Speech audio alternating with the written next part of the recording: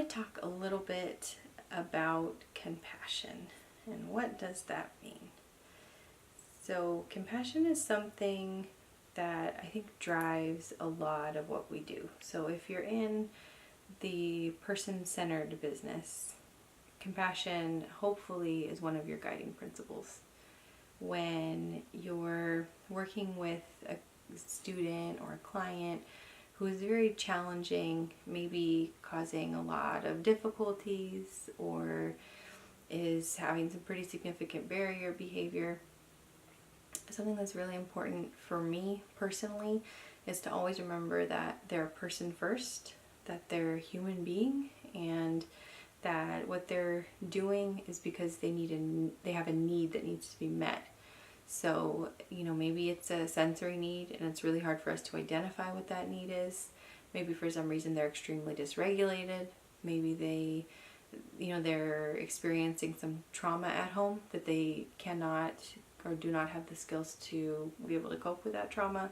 And so it's coming out as this behavior, this escape behavior where they're, running out of the classroom, running away from you, where they're clinging to you and don't want to leave your side, where they are calling you names or saying hurtful things. All of these behaviors are communicating something or,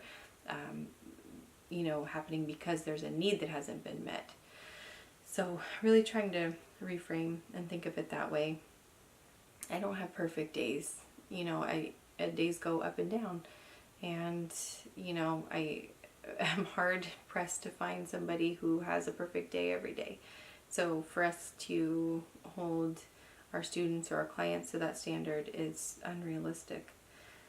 I would hope that when you hear the word compassion, you think about all of the lives that you touch and, the different ways that you can show compassion to them, and understanding that, maybe if a student can't pick his head up off his desk, instead of getting into a power struggle or fighting with that student, you kneel to the student's side and say, is everything okay? Is there anything I can do for you? How can I help you today? Just to kind of get things back on the right track.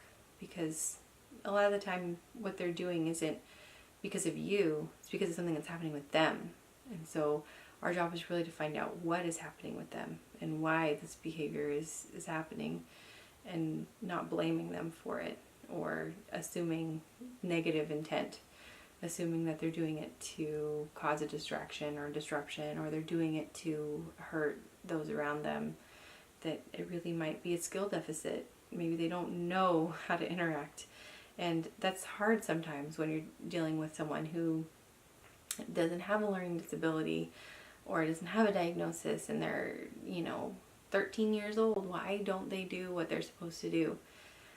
Well, we don't know what the training has been like for this child. We don't know what the skill training has looked like.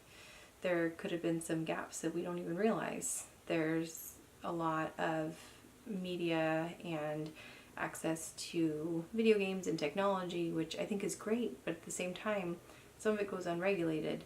So kids are able to, for hours, watch TV or play video games, and think about the amount of social opportunities that are being missed out on from that happening.